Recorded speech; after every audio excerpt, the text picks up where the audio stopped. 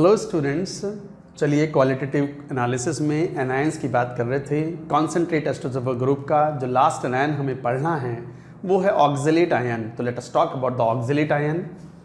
लिखो oxalate ion, तरीका वही, लेफ्ट राइट में क्या रिएजेंट यूज़ कर रहे हैं, कौन सी टेस्टिंग कर रहे हैं, क्या केमिकल रिएक्शंस हैं, in the right side will see. तो नाउ ई ऑक्जेलेट आयन C2O4 2-। अच्छा, ऑक्जेलेट जो है वो मोस्टली एल्कली मेटल्स के सॉल्युबल होते हैं, तो ये पॉइंट भी लिख लेंगे। तो oxalates of alkali metals and Fe2+ are soluble, rest are insoluble. बाकी सब इनसॉल्युबल होते हैं।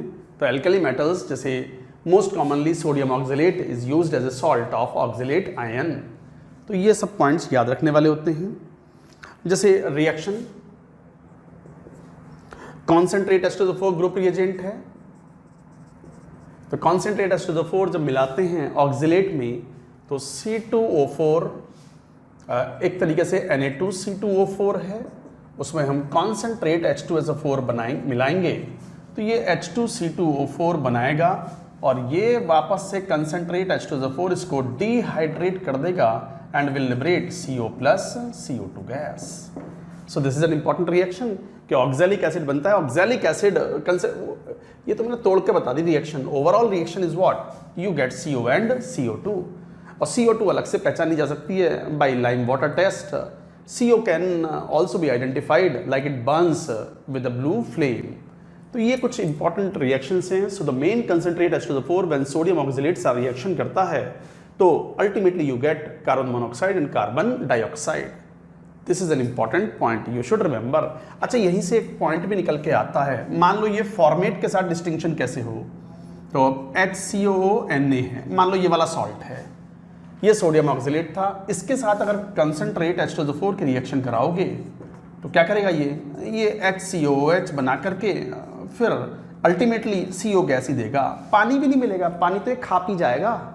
Concentrate H2O4 will absorb moisture और water and you will get CO gas. तो there is a difference in these two reactions.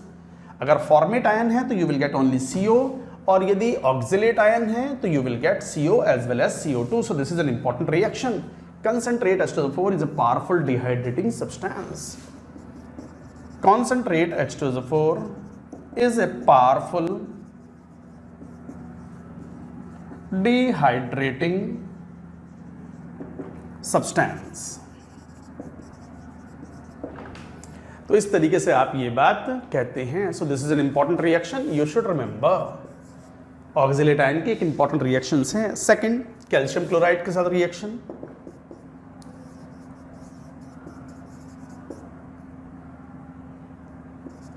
Calcium chloride के साथ जब reaction कराते हैं हम ऑक्जेलेट आयन की तो कैल्शियम ऑक्जेलेट का वाइट PPD बनता है।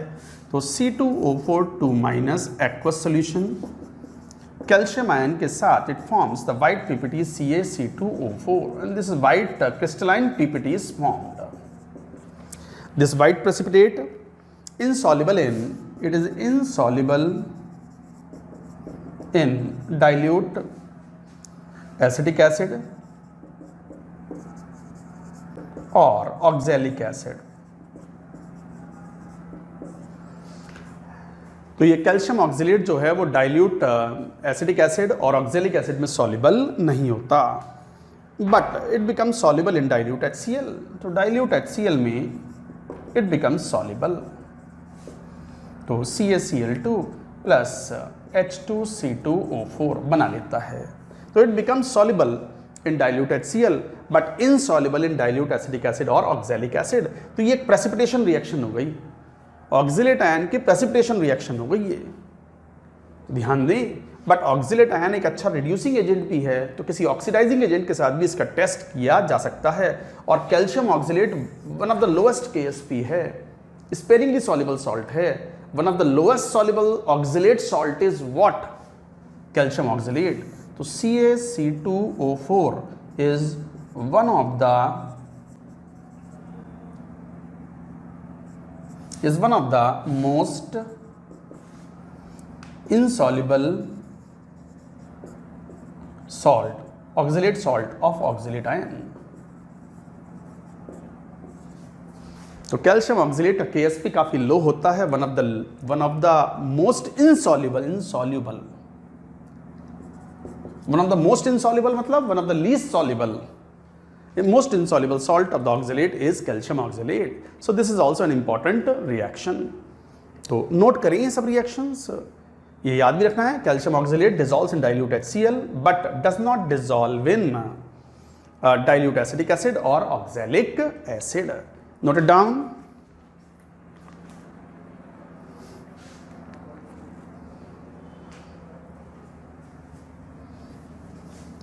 अच्छा, ये पॉइंट इसलिए भी इंपॉर्टेंट है क्योंकि कैल्शियम ऑक्सलेट और बेरियम ऑक्सलेट में यही तो डिफरेंस है. बेरियम ऑक्सलेट भी एक वाइट पीपीटी है. बेरियम ऑक्सलेट और कैल्शियम ऑक्सलेट में ये डिफरेंस है. Barium oxalate dilute acidic acid या ऑक्सैलिक एसिड में डिसॉल्व हो जाएगा बट कैल्शियम ऑक्सलेट नहीं होगा. तो ये यहां से इस पॉइंट को लिख भी देंगे, distinction from barium oxalate. What is barium oxalate? BaC2O4. तो बेरियम ऑक्सलेट है ये, डिस्टिंक्शन फ्रॉम बेरियम ऑक्सलेट. तो बेरियम ऑक्सलेट जो है क्या point, BaC2O4 is soluble in acidic acid और ऑक्सैलिक एसिड, इनमें घुल जाता है but CaC2O4 is not. So this is an important point you should remember. So this is the distinction between calcium oxalate and barium oxalate. ये भी है white PPT, है सफेद रंग का ही PPT ये भी. So this is the distinction. बहुत ज़्यादा reactions नहीं है ऑक्सीलेट के लिए, but these are all important reactions. And another important reaction is the titration of KMnO4. KMnO4 के टाइट्रेशन के लिए प्राइमरी टाइट्रेंट के रूप में हम ऑक्सैलिक एसिड को यूज करते हैं. तो ऑक्सैलिक एसिड के साथ KMnO4 की reaction is also another important reaction and very important test. ये टेस्ट आपके प्रैक्टिकल मैनुअल्स में भी होता है. In the quantitative test equivalent concept में हम इस बात को पढ़ते भी हैं. पूरी बात नोट करो. थर्ड टेस्ट इसके बाद लेंगे, note it down.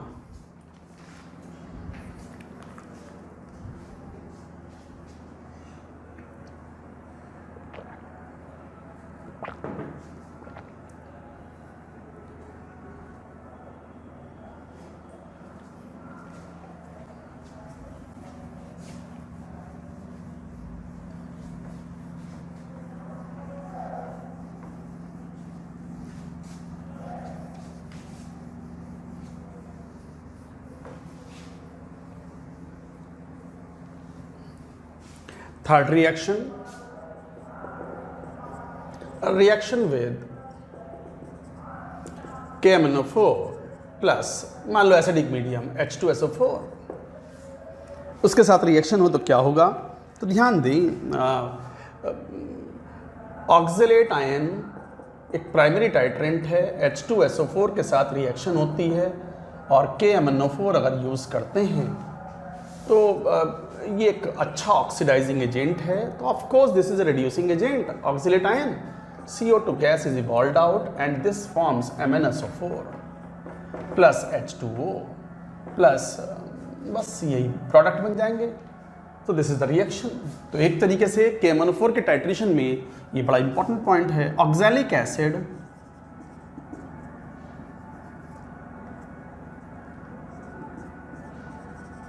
Oxalic acid is a primary titrant. अब ये प्राइमरी टाइट्रेंट क्या होते हैं, सेकेंडरी टाइट्रेंट क्या होते हैं, ये टाइट्रेशंस में पढ़ते हैं हम इक्विवेलेंट कॉन्सेप्ट में, क्वांटिटेटिव एनालिसिस में, वॉल्यूमेट्रिक एनालिसिस में. तो oxalic acid is a primary titrant and is used to standardised KMnO4 solution. तो KMnO4 की सही कंसंट्रेशन डिटरमिन करनी हो तो KMnO4 का टाइट्रेशन या तो हम मोहर सॉल्ट से कराते हैं या फिर ऑक्सैलिक एसिड से कराते हैं. And KMnO4 in both the cases act as a oxidising agent and oxalic acid act as a reducing agent. तो गाइज ये रिएक्शंस थी, यू शुड रिमेंबर। बस यही था ऑक्सैलिक एसिड या oxalate anion. Dilute H2SO4, concentrate H2SO4 दोनों के anions finish हो गए। क्लास बी पर आते हैं जिसके अंदर कोई गैस इवॉल्व नहीं होती। हम प्रेसिपिटेशन करा करके टेस्टिंग करते हैं जिसमें हमें मेनली दो एनायन पढ़ने हैं। कौन कौन? Sulphate ion and phosphate ion. पूरी बात नोट करो। फिर आते हैं हम क्लास बी एनायंस में sulphate anion. Note it down.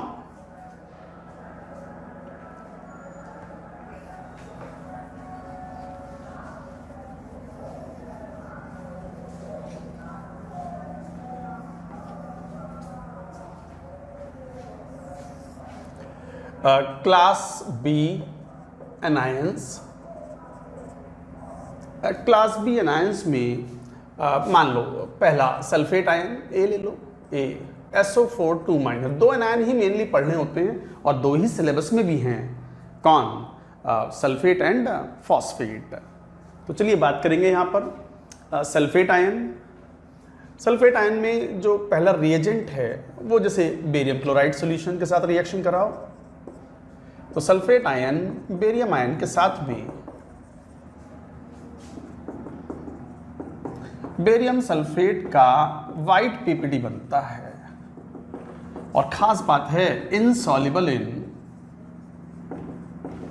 Dilute mineral acids.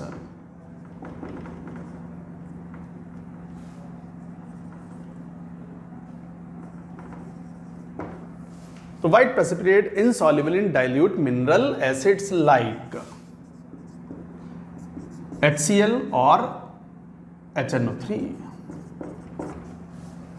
तो डाइल्यूट मिनरल एसिड्स दो तरह के एसिड्स होते हैं, mineral acids and organic acids. Organic acid तो आप समझते हो, oxalic acid, acidic acid, formic acid, benzoic acid, ये ऑर्गेनिक एसिड हो गए। ऑर्गेनिक बेसिस हैं इनके, और एसिड बेसिस वाला बेस नहीं, मतलब ऑर्गेनिक इनका रूट है। और मिनरल एसिड्स होते हैं जो इनऑर्गेनिक नेचर के होते हैं, जैसे HCl, HNO3, H2SO4, these are all mineral acids. तो insoluble in dilute mineral acids like HCl और HNO3 but dissolves in hot concentrated H2SO4। क्यों? क्योंकि बेरियम बाइसल्फेट बना लेता है ये, and all bisulfates are soluble in water soluble, so this is soluble in water। तो dissolves in hot concentrated H2SO4 and it forms barium sulfate dissolves in barium bisulfate। अच्छा, ये distinction point भी है। क्या डिस्टिंक्शन पॉइंट? ये जब हम sulphide ion पढ़ रहे थे ना डाइल्यूट H2SO4 ग्रुप वाले, बताया भी था barium sulphide BaSO3 it is soluble in the dilute acids, dilute mineral acids, but BaSO4 is insoluble। तो डिस्टिंक्शन भी है ये डिस्टिंक्शन वाले पॉइंट हमेशा इंपॉर्टेंट होते हैं, याद रखना। ये डिस्टिंक्शन भी है। क्या distinction? That BaSO3 is soluble in dilute acids but not dilute mineral acids। तो BaSO3 is soluble। BaSO3 is soluble in the dilute mineral acids but not BaSO4। दोनों ही सफेद रंग के पीपीटी हैं। तो कैसे मालूम पड़ेगा? HCl में डिसॉल्व कर लो, डिसॉल्व हो गया तो बेरियम सल्फाइड, और नहीं हुआ तो barium sulphate. So this was an important point, you should remember. Second, लिखते जाएंगे जो भी रिएक्शंस हैं, नोट भी करो। सिल्वर नाइट्रेट के साथ रिएक्शन, ये भी एनायंस का एक कॉमन रिएजेंट है, तो Ag+ और सल्फेट आयन के साथ रिएक्शन करेगा तो Ag2SO4 का this forms white PPT. Then lead acetate के साथ रिएक्शन, लेड एसीटेट के साथ Pb2+ reacts with sulphate ion to form PbSO4 का white PPT is formed।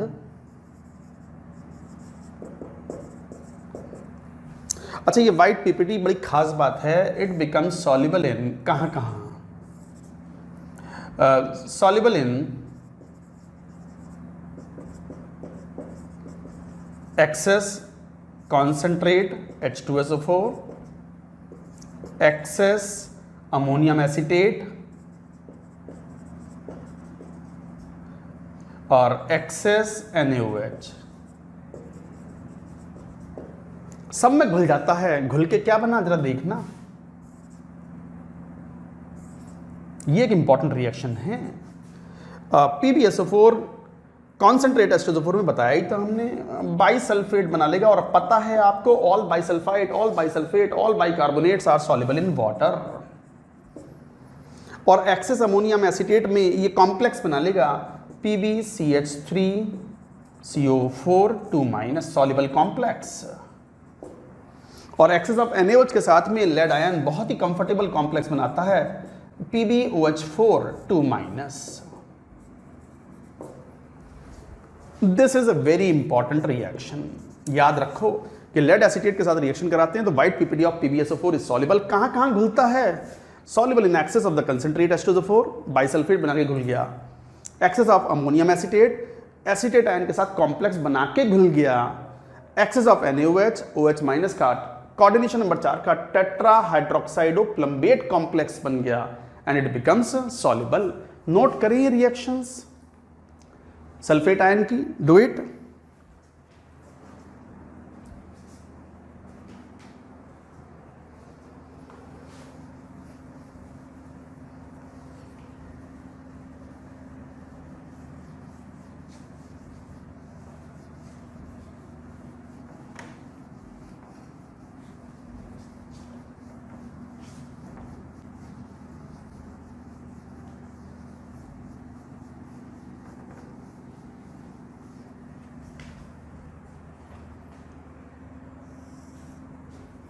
Now, fourth reaction. Another reaction is mercuric nitrate. Very important reaction, थोड़ा different type की reaction है। mercuric nitrate के साथ reaction। तो sulphate ion mercuric nitrate के साथ reaction करता है 3Hg2 प्लस 2H2O। अलग टाइप का कंपाउंड बनाता है। क्या compound? 2HgO dot HgSO4 basic mercuric sulfate which is a yellow PPT।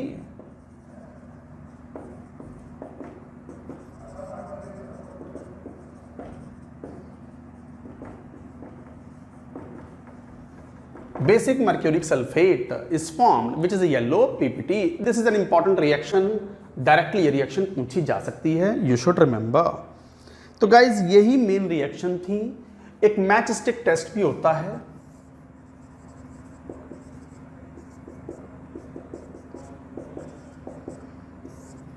Match stick test क्या होता है? माचिस की तिल्ली या कोई लकड़ी का टुकड़ा लेकर के टेस्ट करते हैं। क्या करते हैं? आप पहले मान लो सल्फेट आयन है सॉल्यूशन, आप मान लो बेरियम क्लोराइड से रिएक्शन करा दो तो बेरियम सल्फेट का PPD बन गया।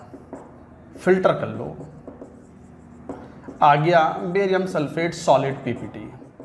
पानी अलग हो गया, PPD बन गया। अब इसको हीट करो विद इसको पेस्ट बना लो सोडियम कार्बोनेट के साथ।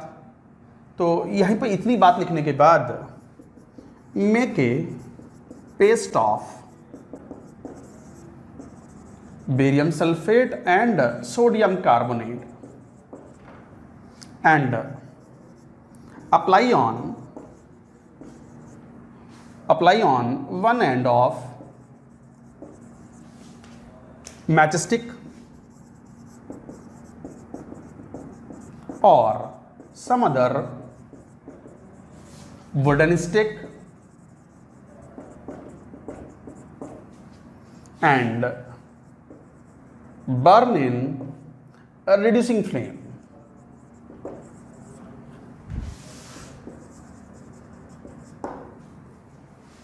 होगा क्या? तो barium sulphate and sodium carbonate जब रिड्यूसिंग फ्लेम के साथ बर्न होगा, ये रिड्यूसिंग फ्लेम है।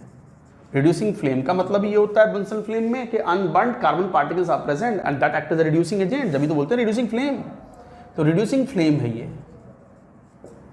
तो व्हाट विल हैपन, यहां से sodium sulphide will be formed plus barium carbonate plus CO is evolved out.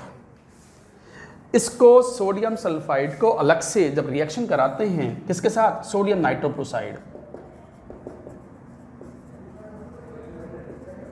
इसको अलग कर लेते हैं, पानी में मिला लेते हैं, सोडियम नाइट्रोप्रोसाइड सॉल्यूशन के साथ जब रिएक्शन कराते हैं तो इट फॉर्म्स Na4FeCN5NOS। ये कॉम्प्लेक्स बन जाता है पर्पल कलर। देखो कट तो नहीं गया नीचे से, एक बार चला चेक कर लूं। ये बड़ा बढ़िया टेस्ट है, इसके ऊपर क्वेश्चन बन सकता है, नहीं कटा नहीं, बच गया। मैचस्टिक टेस्ट, माचिस की तिल्ली वाला टेस्ट है ये। क्या करते हैं, सल्फेट सॉल्यूशन में बेरियम क्लोराइड मिलाओ, बेरियम सल्फेट का पीपीटी बना, छान के अलग करो। इस पीपीटी को make a paste of the barium sulphate PPT and sodium carbonate and apply on one end of the matchstick, या लकड़ी के टुकड़े पर चिपका लो। उसके बाद इसे बर्न करो रिड्यूसिंग फ्लेम में। Reducing flame will provide carbon which is acting as reducing agent. तो ये बेरियम कार्बोनेट और सोडियम सल्फेट बनेगा। Sodium sulphate will be reduced by this reducing flame to form sodium sulphide. Carbon monoxide will be evolved off. This sodium sulfide is taken in the aqueous solution. Sulphide ion solution में आ गए, sodium nitroprusside solution से reaction कराओगे तो purple colouration is obtain. और ये कोई नया टेस्ट नहीं है, सल्फाइड का टेस्ट करके आपने पहचान कर ली कि यस इट वाज सल्फाइड, और सल्फाइड रिड्यूसिंग फ्लेम में ऑब्टेन हुआ है तो सल्फेट का। So this is a very good test of sulphate ion, important. तो guys this is called matchstick test. तो ये थे some of the test of the sulphate ion and this is over.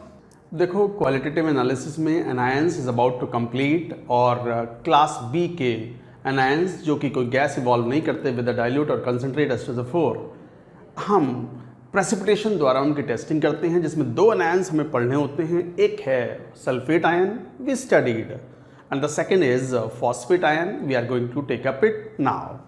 तो लिखें phosphate ion B, phosphate ion. Phosphate ion में जो group reagent है वो प्रेसिपिटेशन द्वारा है, तो बेरियम क्लोराइड से टेस्टिंग करा सकते हो, सिल्वर नाइट्रेट से टेस्टिंग करा सकते हो। तो फर्स्ट मान लो सिल्वर नाइट्रेट से रिएक्शन कराएं, तो सिल्वर आयन फॉस्फेट के साथ में पीपीटी बनाता है, it forms the yellow precipitate of silver phosphate Ag3PO4, yellow PPT. हाँ लेकिन this is soluble in aqueous ammonia, KCN hypo. ये बात तो हम कब से कहते आ रहे हैं कि सिल्वर के most of the salts are soluble in aqueous ammonia, hypo solution, hypo मतलब sodium thiosulphate solution, and KCN solution due to the formation of complexes. कौन से complexes? Well in detail we have studied. Second barium chloride solution से reaction करा के, क्योंकि ये anions के लिए बढ़िया रिएजेंट हैं, तो बेरियम आयन भी फॉस्फेट के साथ में, एक्चुअली फॉस्फेट्स एल्कली मेटल्स के except lithium and ammonium are soluble in water, बाकी सभी ऑलमोस्ट इनसॉल्युबल हैं। तो बेरियम फॉस्फेट का पीपीटी बनता है Ba3PO4 twice. So this is why PPT is obtained. तो गाइस ये बहुत सिंपल सी रिएक्शन है। Third reaction with magnesium mixture,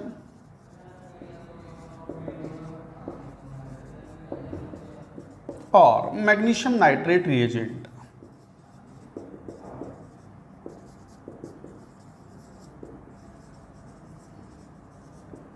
अच्छा यहीं पे मैग्नीशियम मिक्सचर क्या होता है पहले एक बार देख लो। And magnesium nitrate reagent,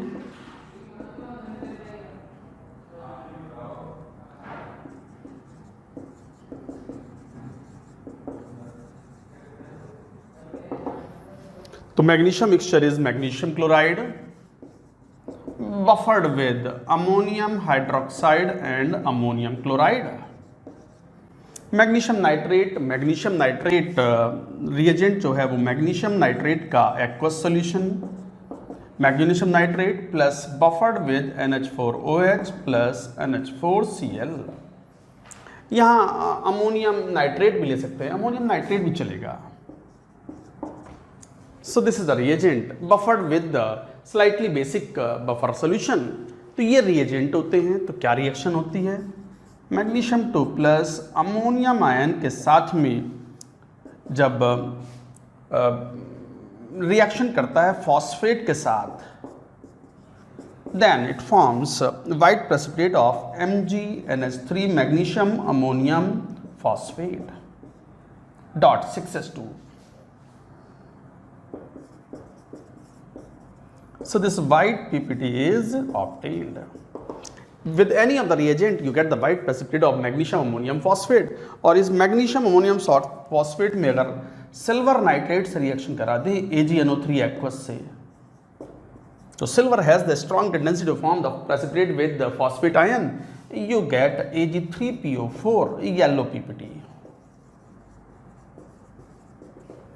yellow PPT is obtained. तो गाइज ये रिएक्शन थी, हालांकि कोई बहुत इंपॉर्टेंट रिएक्शंस ऐसा तो नहीं है। इसकी एक ही सबसे वाइटल इंपॉर्टेंट रिएक्शन है, कौन सी है मैं बताऊंगा, बट आप पहले ये पूरी रिएक्शंस लिखो और वही आपके प्रैक्टिकल मैनुअल्स में भी दी हुई होती है। वो जो आपका प्रैक्टिकल मैनुअल होता है ना बोर्ड एग्जाम के लिए, प्रैक्टिकल्स के लिए, उसमें एक ही टेस्ट होता है फॉस्फेट का, अमोनियम मॉलिब्डेट टेस्ट। क्या है वो बात करेंगे। कैनरी येलो PPT बनता है, कैसा क्या फॉर्मूला है, that is also important. But यहां तक की बात लिखो, इसमें एक पॉइंट और आएगा, यहीं पे एक नोट करके लिखो। Similar test is given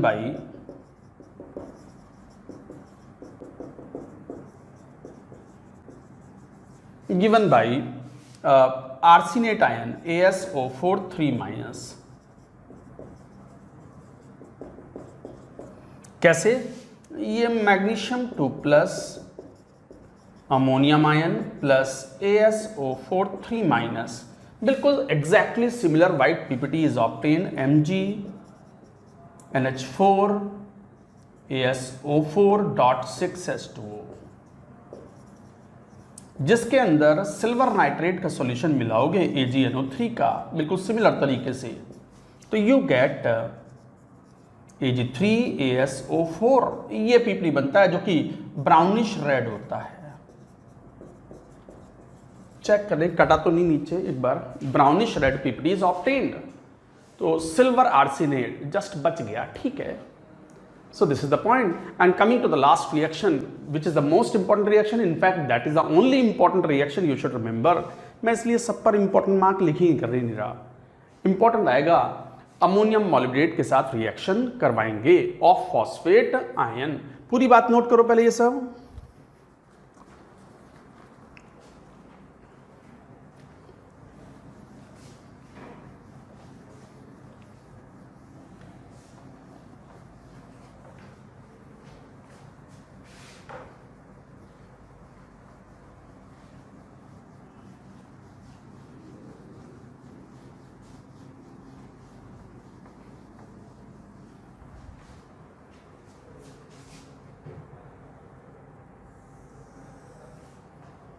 Now, first silver nitrate, barium, third, fourth reaction. Reaction with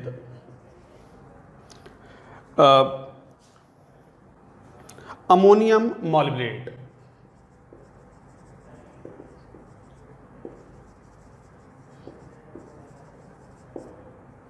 ammonium मॉलिब्डेट के साथ रिएक्शन, तो क्या करते हैं, जैसे HPO4 2- फॉस्फेट की रिएक्शन अमोनियम आयन अमोनियम मॉलिब्डेट से कराते हैं 12MoO4 2- 23H+। ये नेट रिएक्शन है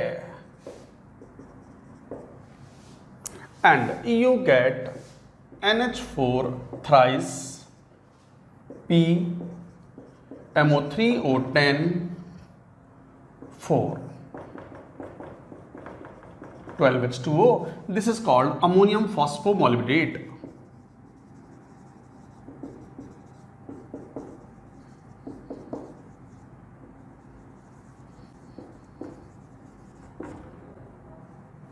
ammonium phosphomolybdate canary yellow PPT.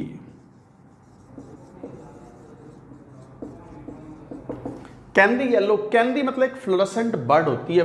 Canary means a fluorescent yellow bird.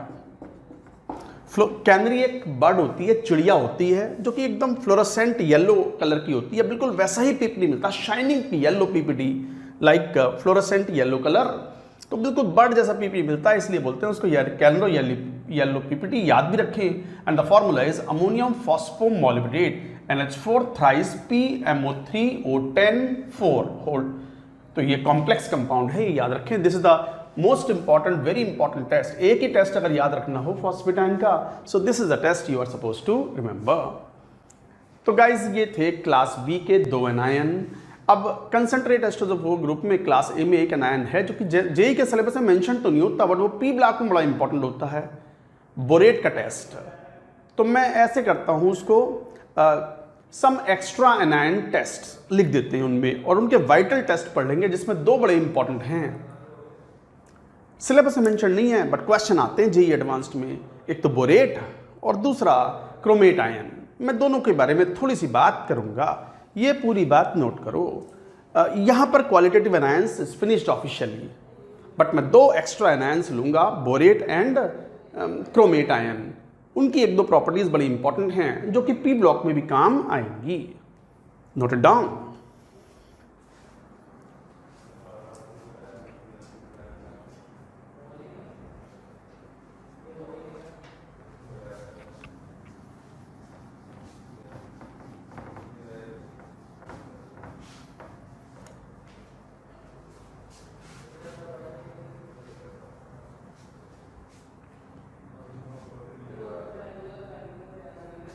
ऐसे लिख दो, यहाँ इसकी जरूरत भी नहीं है। सम अदर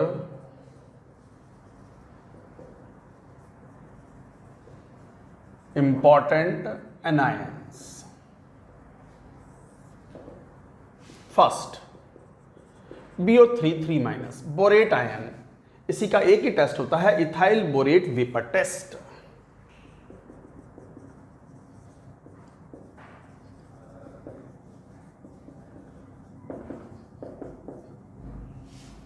बोरेट आयन के लिए इथाइल बोरेट वेपर टेस्ट। तो ये इथाइल बोरेट वेपर टेस्ट होता है। करते क्या है इसमें, बोरेट सॉल्ट लेते हैं,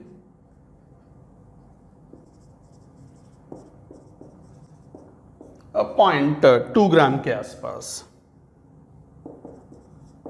प्लस कॉन्सेंट्रेट H2SO4 मिलाते हैं nearly 1 ml, plus ethyl alcohol liquid होता है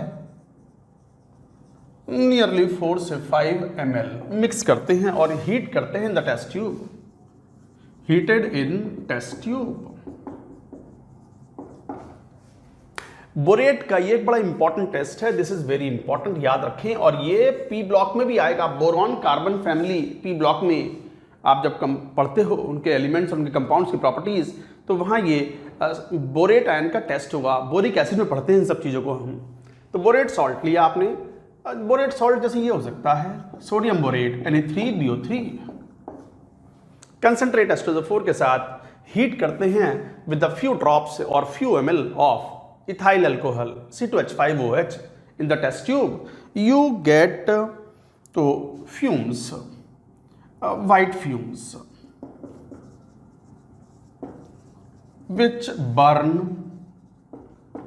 with green edged flame.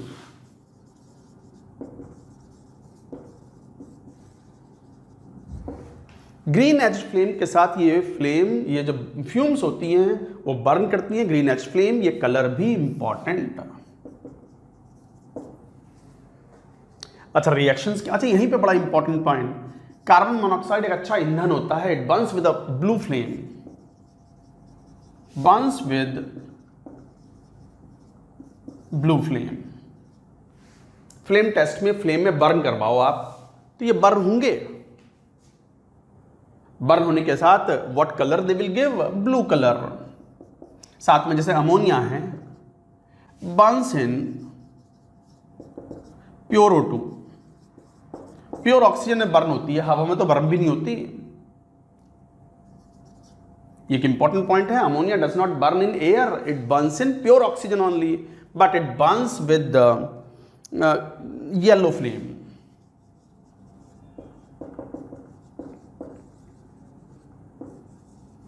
ये इंपॉर्टेंट पॉइंट्स बता रहा हूं मैं। और अभी अभी लिखा एल्काइल बोरेट, ये तो इथाइल बोरेट वेपर्स बनी। एल्काइल बोरेट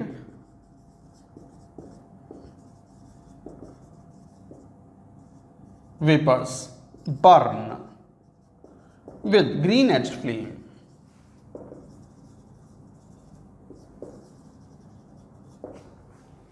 तो alkyl borate vapours burn with a green edge flame, this is important. ये तो बहुत ही इंपॉर्टेंट है। हालांकि कार्बन मोनोऑक्साइड का यहाँ को लेना देना नहीं है, बट जब बात आई है कि कौन सी वेपर्स किस कलर में बर्न करती है the oxidising flame of the Bunsen burner, तो carbon monoxide burns with the blue flame, ammonia pure oxygen में बर्न होता है with the yellow flame, and alkyl borate vapours burn with the green edged flame. तो guys ये बड़े important points हैं। तो white fumes which burn with the green edge flame. अच्छा, what are the reactions? Reactions कुछ ऐसी होंगी, मान लो जैसे Na3BO3 सोडियम बोरेट है, reacts with H2SO4 concentrate, boric acid is formed H3BO3 plus sodium sulphate. Ethyl alcohol reacts with the H3BO3 to form C2H5 thrice ethyl borate vapors.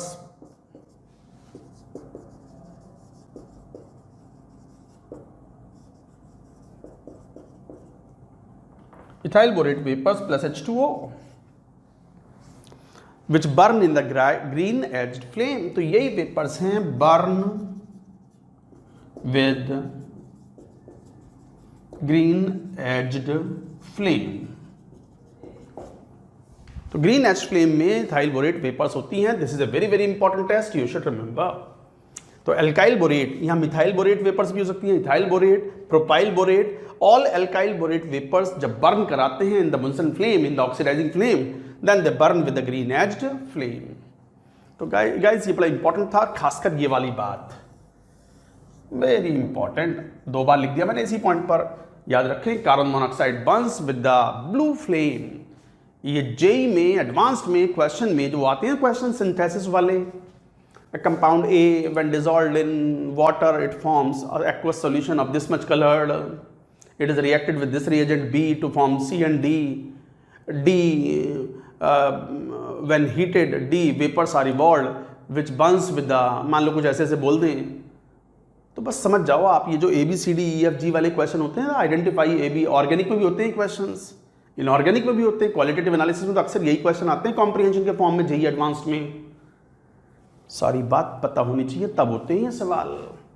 तो guys ये था borate vapours. Some important anions में एक borate और एक chromate की बात करेंगे, नोट इट डाउन, नोट करो इसको।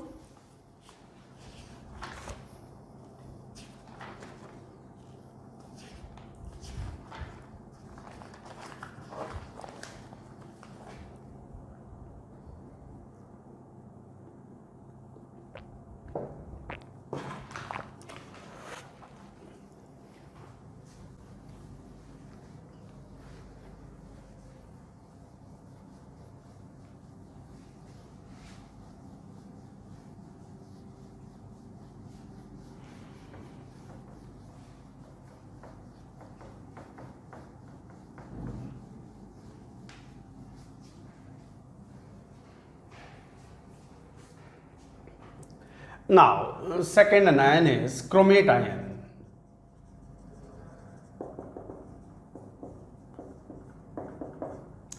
एक्चुअली तो कई बार स्टूडेंट्स को यही समझ में नहीं आता क्रोमेट डाइक्रोमेट ये क्या चीज होती है। कुछ नहीं है, depending upon the medium acidic और बेसिक दे इंटरकन्वर्ट इनटू ईच अदर। तो ये जैसा क्रोमेट CrO4 2- है, इसका एक्वस सॉल्यूशन येलो सॉल्यूशन होता है।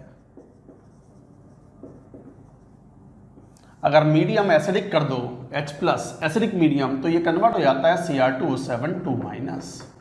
एसिडिक मीडियम और वापस बेसिक मीडियम कर दो तो chromate, and this is orange red.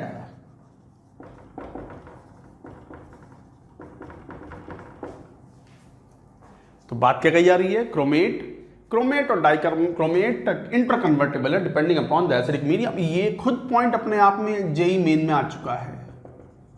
JEE main मतलब थोड़ा पुराना सवाल है, समवेयर 2006, तो उस समय AIEEE के नाम से होता था exam.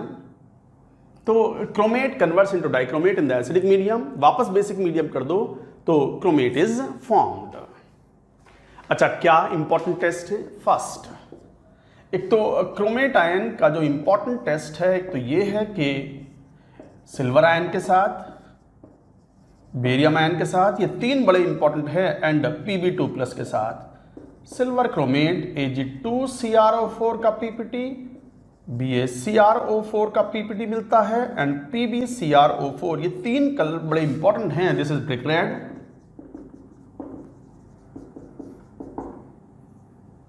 This is yellow PPT, this is yellow PPT. तीनों बहुत इंपॉर्टेंट, याद रखें, पहले भी यूज में आ चुके हैं ये टेस्ट में, कि कटायंस में भी काम आएंगे, क्योंकि तीनों कटायन आपके सिलेबस में है, Pb2+ भी, बेरियम 2+ भी और सिल्वर आयन भी। तो silver chromate is red PPT, brick red PPT. Red भी कई टाइप के होते हैं, crimson red, brick red, orange red अभी लिखा है जैसे, scarlet, blood red, deep red, rose red, देना कितने रेड, सो मेनी टाइप के होते हैं। तो याद रखें इस तरीके से। ये हल्का रेड होता है, जैसे ईंट होती है ना, ईंट, ब्रिक कई बार रेड से थोड़ा अलग टिंज होता है उसका कलर का, तो ये उस टाइप की दिखती है। तो सिर्फ ये, this is an important reaction. Second, जो इंपॉर्टेंट रिएक्शंस हैं I am covering up here, जैसे oxidizing nature,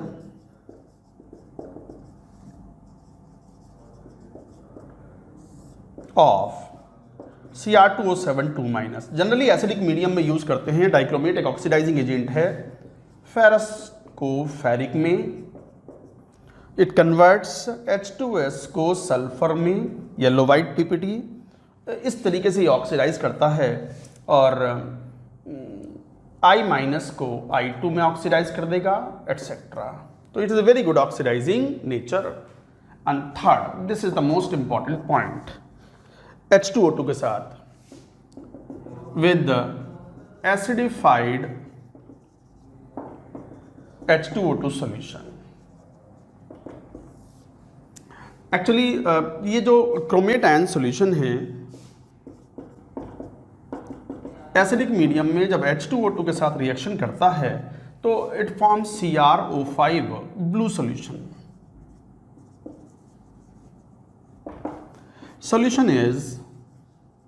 Solution of CrO5 is unstable in aqueous medium but become stable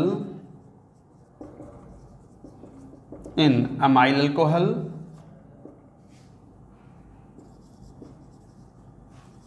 or ether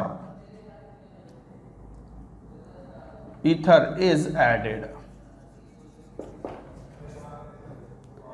तो ये इस तरीके से याद रखो कि सॉल्यूशन ऑफ ये CrO5 जो है क्रोमियम पेंटाऑक्साइड, अच्छा +6 में है ऑक्सीडेशन नंबर, क्रोमियम का +10 नहीं है, तो ब्लू सॉल्यूशन मिलता है। Solution of CrO5, aqueous solution of CrO5 is unstable, aqueous और लिख दो, aqueous solution of CrO5 is unstable in aqueous medium, लिख दिया मैंने एक्वस मीडियम, चलो कोई बात नहीं, but become stable in the amyl alcohol और ether is added. Organic medium में इट इज स्टेबल, तो ये थोड़ा सा ध्यान रखने वाली बात है। तो ये ब्लू कलर्ड सॉल्यूशन होता है, ऑर्गेनिक सॉल्वेंट्स में ज़्यादा स्टेबल है। तो बस ये एक इंपॉर्टेंट पॉइंट थी, यू शुड रिमेंबर। हालांकि एक्वस सॉल्यूशन में aqueous solution decomposes of CrO5 decomposes and liberates Cr3+ and O2 is liberated। ये एक बिल्कुल अलग टेस्ट है, ये इस तरीके से ध्यान रखें ताकि आप क्लब ना करें। तो ब्लू सॉल्यूशन होता है स्ट्रक्चर, ये पढ़ी हुई होती है आपने, पेरोक्साइड लिंकेजेस होती हैं ये, butterfly structure, and these two bonds are these are peroxide bonds.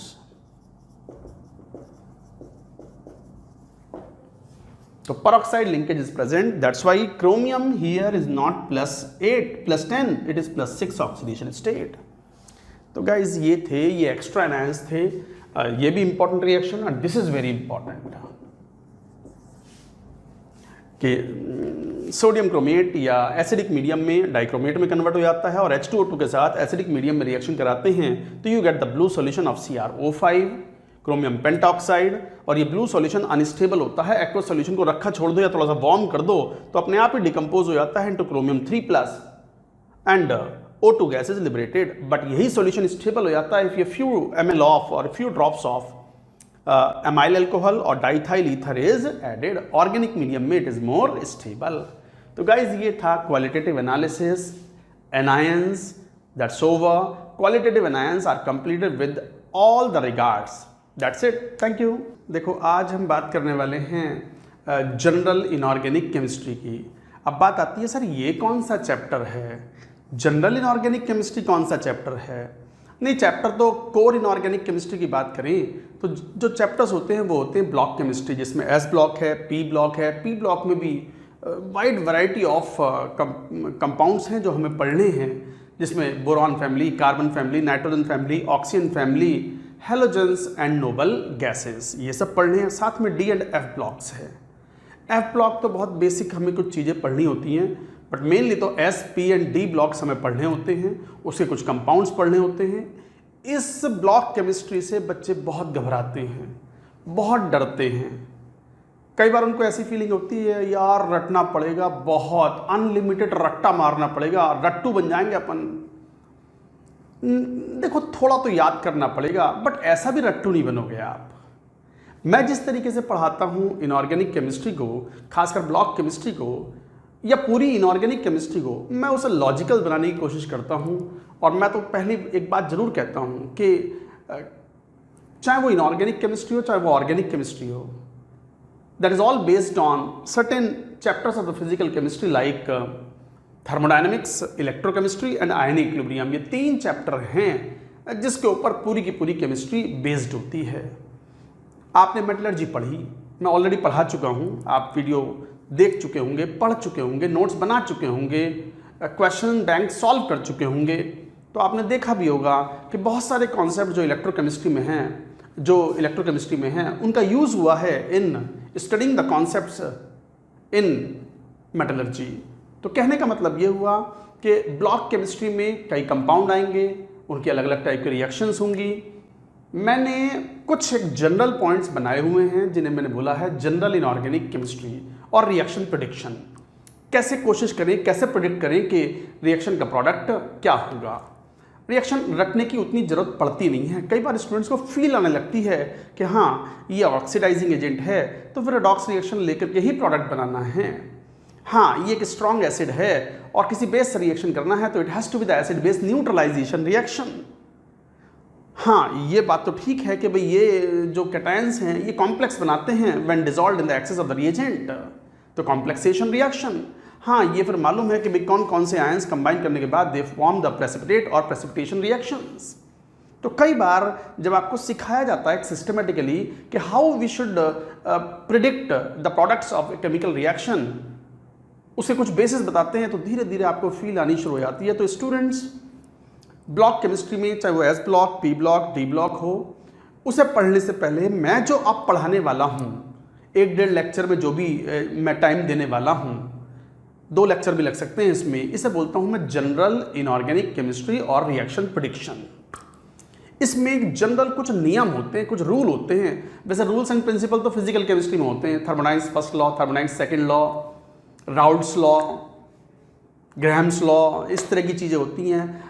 Inorganic में हमने भी कुछ अच्छे बहुत इंपॉर्टेंट पॉइंट्स निकाले हैं कि वो जनरल रिएक्शंस होती हैं, एक नहीं, वो एक कॉन्सेप्ट पढ़ लो 10 तरह की रिएक्शंस आपकी कवर अप हो जाती हैं। तो उस तरह के पॉइंट्स मैंने अलग से निकाल लिए हैं and I am going to talk about all them in general inorganic chemistry. तो ये जनरल इनऑर्गेनिक केमिस्ट्री नाम से कोई चैप्टर ना तो आपको IIT JEE के सिलेबस में मिलेगा और ना ही कोई NCERT में मिलेगा, बट ये मेरे कुछ पॉइंट्स हैं, मेरे कुछ बनाए हुए, मेरे क्या टीचर्स जनरली जो काफ़ी एक्सपीरियंस्ड होते हैं पढ़ाने में, इतने सालों से पढ़ा रहे हैं, बच्चों की कन्वीनियंस के लिए, चैप्टर को ईजी बनाने के लिए, वो रट्टा वाला फियर हटाने के लिए अपने हिसाब से चीज़ों को तैयार करते हैं। तो ये मेरे हिसाब से तैयार की हुई चीज़ें हैं। I have taken out certain important things and accumulatedly मैं उनको पढ़ाऊंगा, आपको बताऊंगा in general inorganic chemistry. Heading लिखो general inorganic chemistry.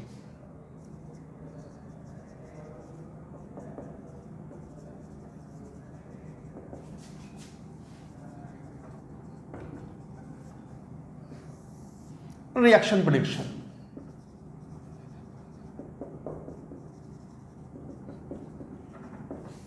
Actually reactions भी अगर ध्यान से देखो तो मेजरली 4 तरह की केमिकल रिएक्शंस होती हैं और आपको ये प्रेडिक्ट करना होता है कि एसिड बेस रिएक्शन है, कॉम्प्लेक्सेशन रिएक्शन है, रेडॉक्स रिएक्शन है। रेडॉक्स रिएक्शन की वैरायटी थोड़ी ज़्यादा होती है और कैसे पहचानने की रेडॉक्स रिएक्शन होगी और क्या होगा। So all that we are going to talk here and precipitation reactions. तो टाइप ऑफ रिएक्शंस भी हम इस तरीके से कह सकते हैं। जो मेन रिएक्शंस हम पढ़ने वाले हैं that is acid base reaction, then redox reaction, of course complex reformation, complexation, and then precipitation reactions. Mainly reactions को हम 4 तरीके से क्लब करते हैं। अब बात आती है कहीं अगर कोई रिएक्शन में KMnO4 आ गया तो KMnO4 कौन सी एसिड बेस रिएक्शन शो करेगा, कॉम्प्लेक्स फॉर्मेशन भी कहाँ, प्रेसिपिटेशन भी पता नहीं किस टाइप से। KMnO4 का एक ही काम है, निपटाएगा, ऑक्सीडाइज करेगा हर किसी को। It is a powerful oxidising agent. तो आपके दिमाग में आएगा KMnO4 इन्वॉल्व हो गया, इसका मतलब reaction is the redox reaction. कहीं सिल्वर नाइट्रेट की रिएक्शन है। अब सिल्वर आयन तो एक तरीके से प्रैक्टिकली नॉन ऑक्सीडाइजेबल है। किसी केमिकल रिएक्शन में Ag+ आ गया, AgNO3 आ गया, तो सिल्वर आयन मोस्टली प्रेसिपिटेट बनाता है with chloride ion, bromide ion, iodide ion, oxalate ion, chromate ion. केवल सिल्वर नाइट्रेट जो है वो सॉल्युबल सॉल्ट है, otherwise with almost everything, almost every अनायन it forms a precipitate. तो आपके दिमाग में क्या पॉइंट आएगा कि कहीं ना कहीं सिल्वर नाइट्रेट की रिएक्शन हो रही है, तो mostly it is going to be the precipitation reaction. Similarly अब मान लो कहीं कोई रिएक्शन हो रही है HCl की, एक्वस HCl सॉल्यूशन से रिएक्शन करा रहे हो।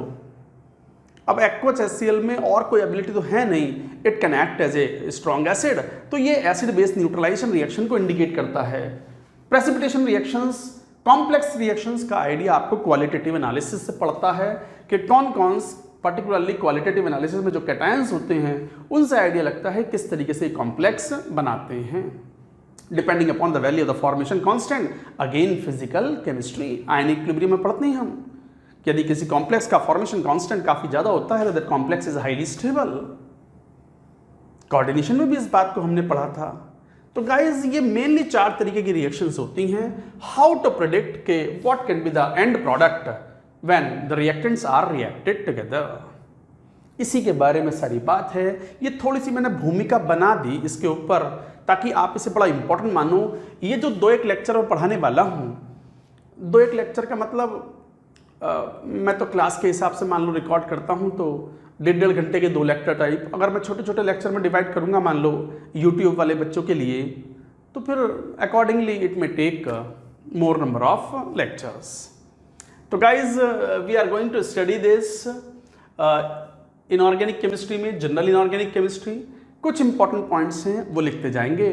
जैसे सबसे पहले हम पहला ही पॉइंट बात करेंगे, who are the famous oxidising agent and who are the famous और वेल नोन रिड्यूसिंग एजेंट्स, ताकि उन्हें देखते ही मालूम पड़े they are good, they will be involved in the redox reaction. तो कुछ पॉइंट्स आएंगे इंपॉर्टेंट, वो लिखते जाएंगे। ये नोट करो पहले, नोट इट डाउन।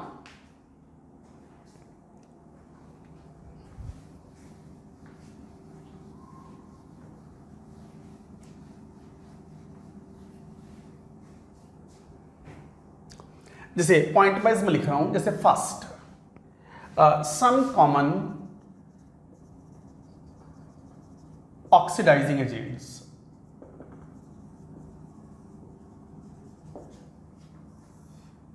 रोज पढ़ें और कई दिन पढ़ोगे तो इनफैक्ट ये चीज़ें याद हो जाएंगी आपको, और इन पॉइंट्स की मदद से ब्लॉक केमिस्ट्री में आपकी लाइफ बड़ी इजी हो जाएगी, मज़ेदार हो जाएगी, वो जो फियर है वो आपका चला जाएगा। तो सम कॉमन ऑक्सीडाइजिंग एजेंट्स। अब ऑक्सीडाइजिंग एजेंट्स की बात करें और KMnO4 का पहला नाम मेरे दिमाग में सबसे पहले कोई मुझसे पूछे, जैसे एक बात होती है ना, आपसे कोई कहे example of the weak acid, acetic acid दिमाग में आता है मेरे, और मुझे लगता है आप में से भी ज़्यादातर बच्चों के दिमाग में फॉर्मिक एसिड ना आता होगा। क्या आता होगा? Acidic acid. तो ये एक टाइप्ड इमेज बन जाती है किसी सब्सटेंस की या किसी व्यक्ति की हमारे दिमाग में। ऐसी अगर ऑक्सीडाइजिंग एजेंट की बात करो तो सबसे पहले मेरे दिमाग में आता है KMnO4 and K2Cr2O7 because they are so well known powerful oxidising agent and they are used in titrations also. Redox titrations में इनका कॉमनली यूज आता है, पढ़ भी रखे हमने इक्विवेलेंट कॉन्सेप्ट में, वॉल्यूमेट्रिक एनालिसिस में। तो गाइस अगर बात करें सम कॉमन ऑक्सीडाइजिंग एजेंट्स की तो दिस इज लाइक KMnO4, अच्छा powerful oxidising agent, K2Cr2O7 potassium dichromate, थोड़ा less powerful but still it is a good oxidizing agent. Concentrate HNO3 is a powerful oxidizing agent. Concentrate H2SO4 is a moderately strong oxidizing agent, not so powerful but moderately strong oxidizing agent. इसके अलावा halogens are very powerful oxidising agent, particularly F2, Cl2, Br2, I2, ये तो strong oxidizing agent हैं, but this is a weak oxidizing agent. ये तो हल्का फुल्का सा ऑक्सीडाइजिंग एजेंट है, लल्लू टाइप। लल्लू टाइप क्यों, मैं बताऊंगा इस बात को। हाइपो के साथ रिएक्शन करने में एक बड़ा स्पेसिफिक पॉइंट होता है जिसमें हाइपो के ऊपर जेई ने क्वेश्चन भी पूछा हुआ है, आऊंगा मैं उस पॉइंट को। तो F2Cl2 इनफैक्ट आपको तो ये पता भी है, पीरियोडिक टेबल में एक पॉइंट पढ़ते हो आप। इनफैक्ट इलेक्ट्रोकेमिकल सीरीज जब इलेक्ट्रोकेमिस्ट्री में पढ़ते हो तो ये पॉइंट पढ़ते हो आप कि F2 is the most powerful oxidizing element in the entire periodic table and lithium is the most powerful reducing metal in the entire periodic table. तो F2 तो बहुत ही पावरफुल ऑक्सीडाइजिंग एजेंट है, इतना पावरफुल है पानी में से O2 निकाल देता है। पानी से वाटर बहुत ही स्टेबल कंपाउंड है, water is highly stable chemically, जब तो ये यूनिवर्सल सॉल्वेंट है। केमिकली नॉन रिएक्टिव होने के कारण water is a very good solvent for so many compounds. F2 water को भी डिकम्पोज कर देता है और O2 निकाल फेंकता है। पानी में से O2 निकालने की ताकत बड़े गिने चुने कंपाउंड्स में है। जैसे मैं मुझसे कोई पूछे कि कौन O2 निकाल पाएगा, कौन ऐसे पावरफुल धुरंधर बैठे हैं, कौन ऐसे पावरफुल धुरंधर हैं जो पानी में से भी O2 निकाल के बाहर फेंक दें? F2 है। जिनॉन के हैलाइड्स में XeF2, XeF4 है। तो ये वो गिने चुने कंपाउंड्स हैं जो कि thermodynamically as well as chemical kinetics से भी सपोर्ट मिलता है इनको, and they are in a fast reaction and they liberate O2 from water.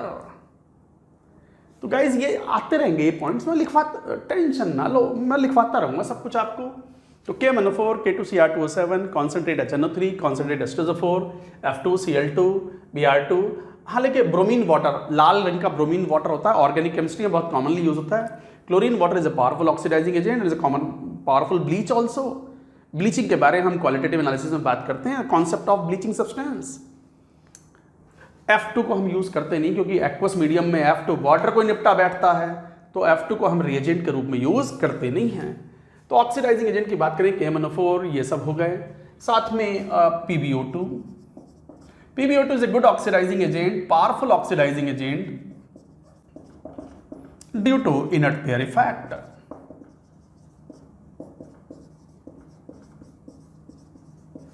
Inert pair effect के चलते it is a powerful oxidizing agent. MnO2 is also a good oxidizing agent.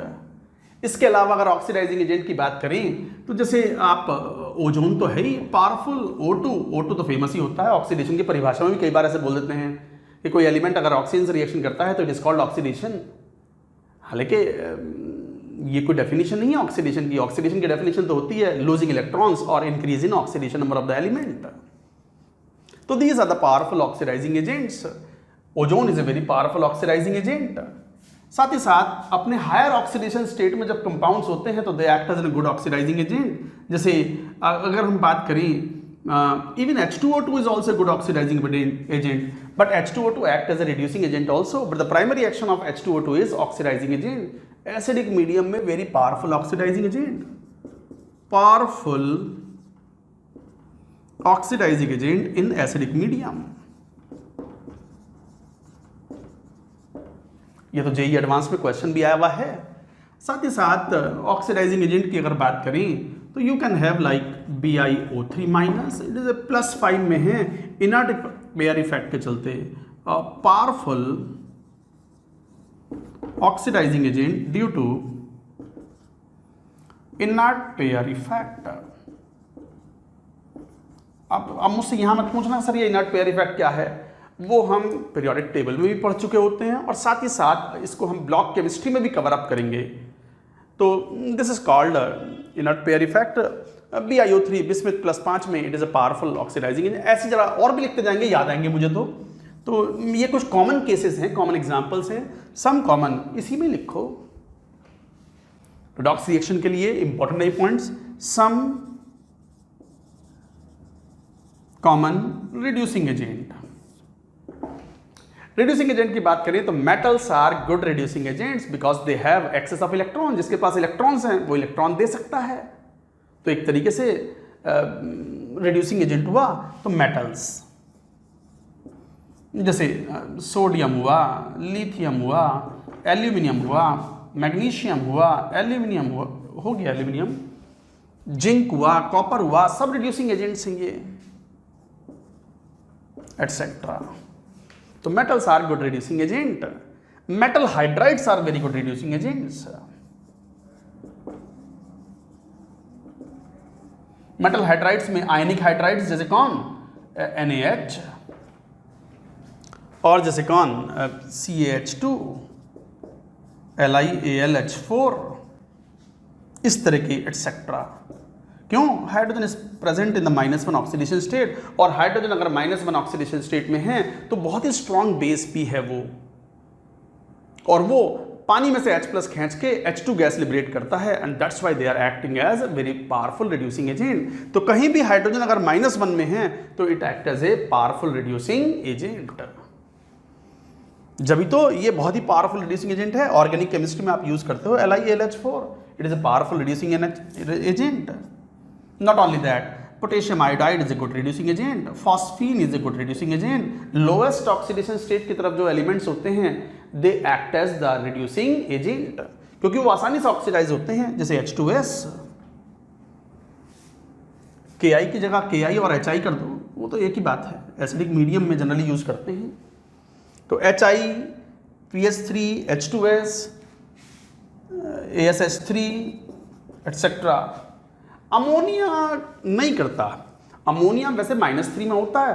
Ammonia और ammonium ion बड़े बड़े ढीठ हैं, आसानी से oxidise नहीं होते, इसलिए हम उन्हें अच्छे रिड्यूसिंग एजेंट की कैटेगरी में रखते नहीं हैं, क्योंकि वो खुद रिड्यूसिंग एजेंट नहीं है। उन्हें कोई बहुत पावरफुल आ जाए तो अमोनिया को ऑक्सीडाइज कर सकता है N2 या नाइट्रोजन के ऑक्साइड्स में, बट वो खुद इनिशिएटिव नहीं लेते। इसके बारे में और बात करेंगे। तो मेटल्स हुआ, मेटल हाइड्राइड्स हुआ, खुद हाइड्रोजन हुआ। मेटलर्जी अगर आपने पढ़ी होगी तो आपको पता है कार्बन मोनोऑक्साइड कितने काम के रिड्यूसिंग एजेंट हैं। लोहा इतना सस्ता क्यों है? Because carbon is a reducing agent, and hematite ore को कार्बन रिडक्शन द्वारा स्मेल्टिंग से ऑब्टेन करते हैं हम। सस्ता, टिकाऊ, टॉप क्लास, बढ़िया reducing agent carbon and carbon monoxide, and the principal reducing agent in the blast furnace is carbon monoxide. तो carbon monoxide is a good reducing agent. Hydrogen एक अच्छा रिड्यूसिंग एजेंट है। हाइड्रोक्सिलअमीन NH2OH ऑर्गेनिक केमिस्ट्री में ये कई बार Tollens reagent और उनके रूप में काम में आते हैं एल्डिहाइड कीटोन्स की केमिकल रिएक्शंस में। तो ये अच्छे रिड्यूसिंग एजेंट्स हैं। Oxalic acid is also good reducing agent. तो गाइज ये these are all good reducing agents. SnCl2 का नाम अगर ना लो तो फिर कहना ही क्या है। क्वालिटेटिव एनालिसिस में it plays an important role in the testing of mercurous and mercuric ions. SnCl2 is a very good reducing agent because of the inert pair effect. Sn2+ is less stable, Sn4+ is more stable. So this is due to reducing agent due to inert pair effect.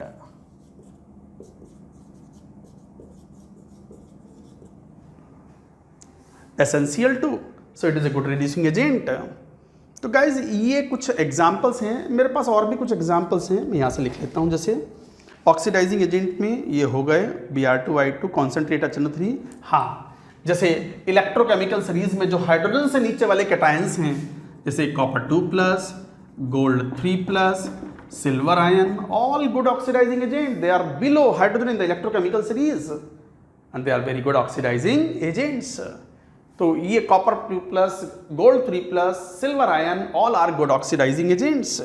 साथ ही साथ KClO3, KiO3, ये सब oxidising agent के रूप में बात करते हैं। अभी मैंने कहा ही था HCF2, HCF4, they are powerful oxidising agent. Sodium hypochlorite, ये तो बहुत ही इंपॉर्टेंट है, very important.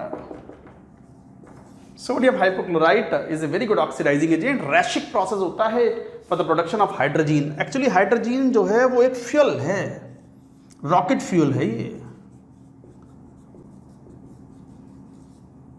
Unsymmetrical dimethyl hydrazine UDMH बोलते हैं। PSLV जो रॉकेट होता है ना, उसकी ग्राउंड स्टेज में इसको भरा जाता है एंड नाइट्रोजन के ऑक्साइड जो है वो ऑक्सीडाइजर, और इस ईंधन को जब बर्न करते हैं तो रॉकेट कैसे उड़ता है आपको पता है।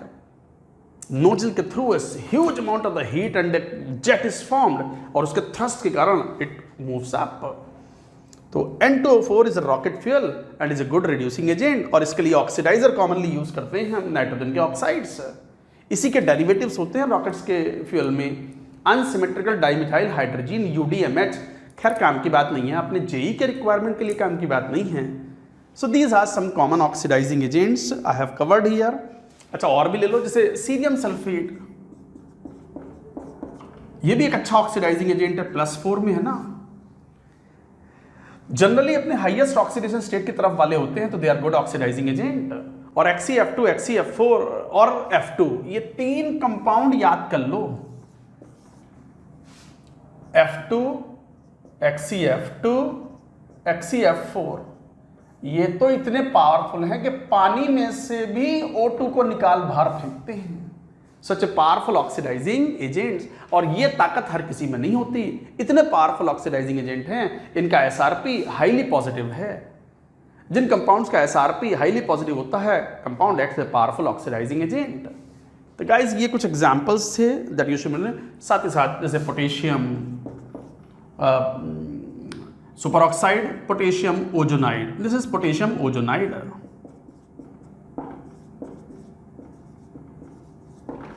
Potassium ozonide this is a powerful oxidising agent. तो गाइज ये सब बड़े इंपॉर्टेंट पॉइंट्स थे ये। अच्छा, रिड्यूसिंग एजेंट में some more examples you can take. Metals मैंने बता ही दिया, metal hydrides, HI lowest oxidation state के आसपास जो होते हैं they act as reducing agent. Hydrogen itself is reducing agent. Carbon, carbon monoxide. SO2 का नाम ना लो तो फिर क्या, principal action of the SO2 is reducing agent. हालांकि H2O2 is also acting as a reducing agent in some cases, but the principal action of the H2O2 is oxidizing agent. SO2 भी कुछ केसेस में intermediate oxidation state है +4, ये -1। जो compounds अपने highest oxidation state में होते हैं एक्ट एज ऑक्सीडाइजिंग एजेंट। जो कंपाउंड्स अपने लोएस्ट ऑक्सीडेशन स्टेट में होते हैं एक्ट एज रिड्यूसिंग एजेंट। क्यों? क्योंकि और नीचे तो जा नहीं सकते, ऊपर जा सकते हैं। और जो अपने इंटरमीडिएट में होते हैं, हाईएस्ट और लोएस्ट के बीच में, they can act as oxidizing agent as well as reducing agent. जैसे यही है H2O2, ऑक्सीडाइजिंग एजेंट की तरह ही बिहेव कर सकता है, रिड्यूसिंग एजेंट के भी। बट कोई अगर कहे कि ये किस तरफ इसका झुकाव ज़्यादा है, किस तरफ झुकाव ज़्यादा है, तो क्या बोलोगे? H2O2 principally is the principal action of it is oxidizing agent, जबकि the chief action of SO2 is reducing agent. ये मैं लिखवा भी दूंगा बात को। तो इस तरीके से आप ही कहते हो। और एग्जांपल्स में जैसे हाइपो Na2S2O3, ये भी एक रिड्यूसिंग एजेंट के रूप में काम करता है। और साथ में you can say S3PO2, S3PO3, ये भी रिड्यूसिंग एजेंट हैं। S3PO2, S3PO3 रिड्यूसिंग एजेंट है, बट S3PO4 में कोई ऑक्सीडाइजिंग एबिलिटी नहीं होती। क्वालिटेटिव एनालिसिस में ये एक इंपॉर्टेंट पॉइंट है, हम पढ़ चुके हैं इस बात को। ये बड़ी खास बात है। सोडियम थायोसल्फेट,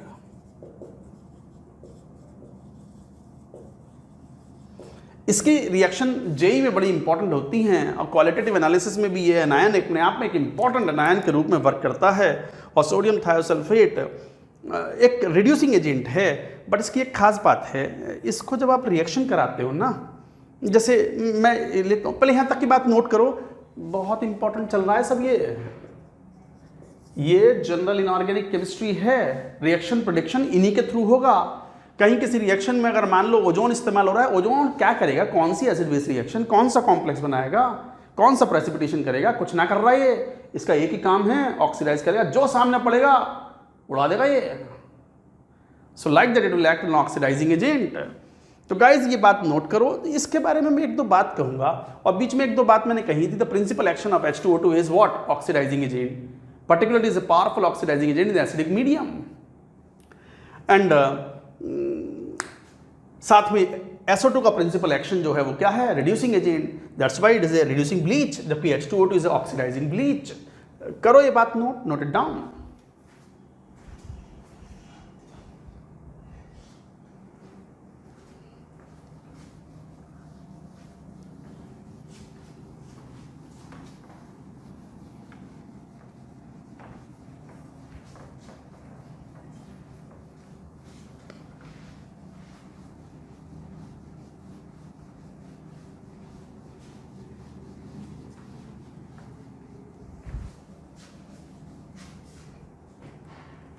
जैसे क्या पॉइंट कह रहे थे, H2O3 2- है, ये रिड्यूसिंग एजेंट है। अगर कोई स्ट्रॉन्ग ऑक्सीडाइजिंग एजेंट होगा,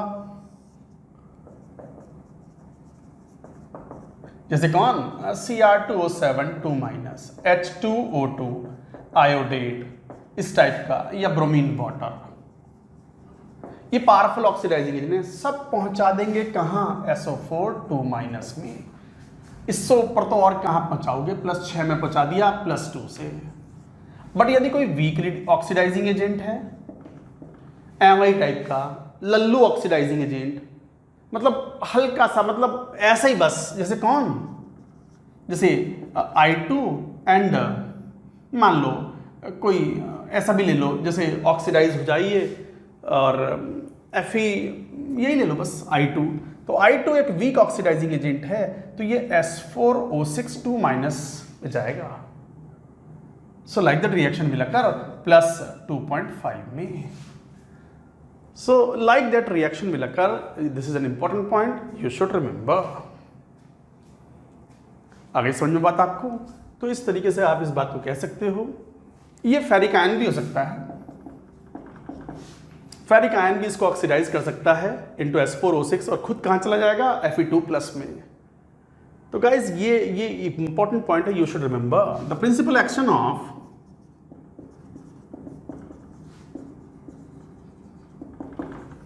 SO2 is reducing action.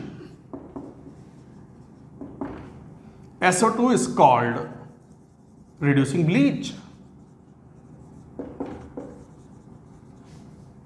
It is called reducing bleach. जबकि प्रिंसिपल एक्शन ऑफ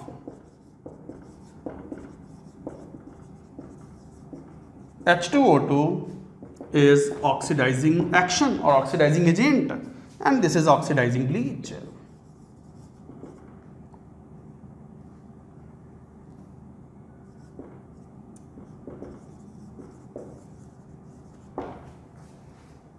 तो ब्लीचिंग सब्सटेंस जो है, ब्लीचिंग एक्शन एक्वस मीडियम में होता है, और SO2 एक रिड्यूसिंग ब्लीच कहलाता है, और H2O2 एक ऑक्सीडाइजिंग ब्लीच कहलाता है। Examples of oxidizing bleach,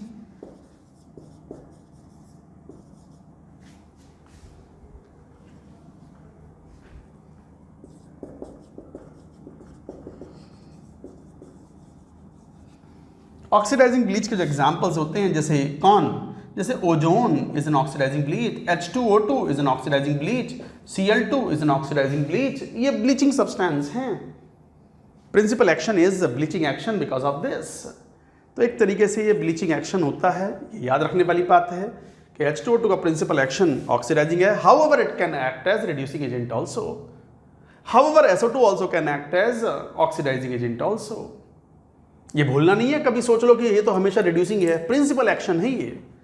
but कुछ विशेष परिस्थिति में SO2 can act as oxidizing agent, विशेष परिस्थिति में H2O2 can act as reducing agent. तो गाइज ये था पहला पॉइंट कि some common oxidizing agent and some common reducing agents. तो I have taken some important examples of the oxidizing. अच्छा, एक और इंपॉर्टेंट पॉइंट यहां पर, ये जो अमोनियम आयन है ना बहुत ही ढीठ है, एक नंबर का ढीठ कैटायन। एक्वस सॉल्यूशन में अमोनियम आयन ऑक्सीडाइज नहीं होता, practically non oxidizable. Aqueous is almost impossible to oxidize. Ammonium ion aqueous is almost impossible to oxidize. Almost impossible है this to get oxidized। यही कारण है, आपको याद है वो जैसे KMnO4 है, ये आपके प्रैक्टिकल मैनुअल भी होता है कि KMnO4 का titration, KMnO4 is a secondary titrant. KMnO4 का ऐसा नहीं कि KMnO4 का सॉल्यूशन अलमारी में से बोतल निकाली, बोतल मतलब वो बोतल नहीं, बॉटल अलमारी में से बॉटल निकाली आपने जिसमें KMnO4 था, उस पर कंसंट्रेशन लिखी हुई है मान लो 0.2 m। ऐसा नहीं है कि ये कंसंट्रेशन 0.2 m ही होगी। Over a period of time because of its hygroscopic nature या फिर इसमें इम्प्योरिटीज भी हो सकती हैं, its concentration need not be exactly equal to 0.2 m। तो to standardize its concentration whether it is 0.2 m or something else, we have to do its titration or standardization with the help of Mohr salt or oxalic acid। तो मोहर salt जब reaction करता है तो मोहर salt में से ammonia कुछ ना बिगड़ता है KMnO4 से। KMnO4 अमोनिया कुछ नहीं कर सकता, बाल बांका नहीं कर सकता। हाँ, फेरस को फेरिक में जरूर पहुंचाता है। So this is an example, ammonium ion aqueous solution में आसानी से ऑक्सीडाइज होता ही नहीं, ऑलमोस्ट डिफिकल्ट। इवन अमोनिया भी ऑक्सीडाइज नहीं होता आसानी से। हालांकि अमोनिया हो जाता है, अमोनिया गैस के फॉर्म में तो ऑक्सीडाइज हो जाता है, एक्वस सॉल्यूशन में तो अमोनिया भी ऑक्सीडाइज नहीं होता इजीली। तो जैसे मोहर सॉल्ट है, what, FeSO4 ammonium sulphate dot 6H2O, this is मोहर सॉल्ट। ये प्राइमरी टाइट्रेंट है।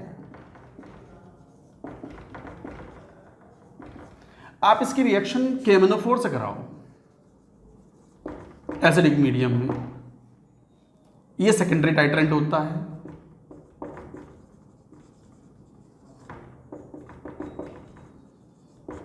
तो फिर क्या होगा, Mn2+ में कन्वर्ट होगा और Fe3+ में कन्वर्ट हो गया। ये होती है रिएक्शन। अमोनियम आयन ज्यों का त्यों है सॉल्यूशन में, कुछ ना बिगड़ा इसका, नॉट ऑक्सीडाइज्ड। जबकि नाइट्रोजन -3 में है, यहां भी -3 ऑक्सीडेशन स्टेट में है। एसिडिक मीडियम में KMnO4 कन्वर्ट्स टू Mn2+। तो गाइज ये अपने आप में इस बात को शो करता है कि ammonium ion is very difficult. इससे ढीठ तो कुछ नहीं, इससे ढीठ ना होता ऑक्सीडाइज ये अच्छो से, और अमोनियम आयन इसी तरीके से रहता है और यहां इस तरीके से रिएक्शन होती है and you get ferrous is oxidize to ferric +2 and the valency factor of Mohr salt for this particular reaction is 1 and KMnO4 का वैलेंसी फैक्टर +7 से +2 आने पर 5 हो जाता है। क्वेश्चन आप सॉल्व कर लेते हो, law of chemical equivalence, ammonium का कुछ नहीं बिगड़ता। I hope you have understood the point. Note करिए।